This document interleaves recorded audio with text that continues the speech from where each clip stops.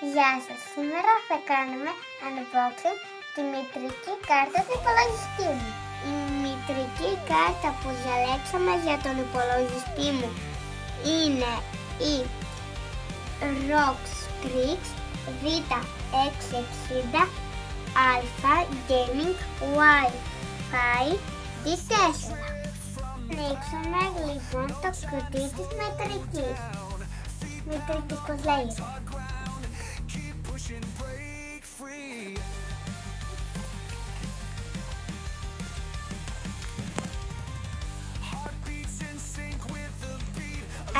Αυτή είναι η κεραία της μητρικής.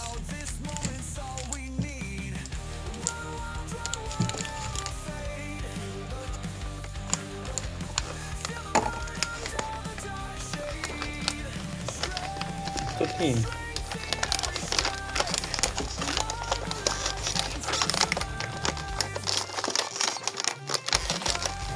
Αναστασία, τι έχουμε εδώ?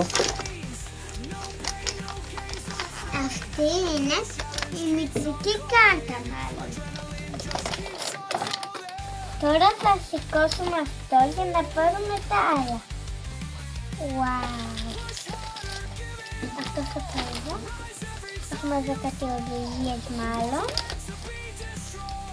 Εδώ είναι και αυτά που είναι στο υπολογιστή. Αυτοπολτάκια. Ωραία. Βγάζουμε αυτά.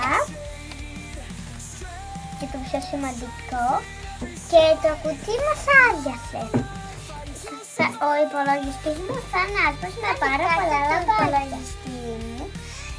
Στα επόμενα βίντεο θα δούμε και άλλο κομμάτι από τον υπολογιστή μου. Κάντε like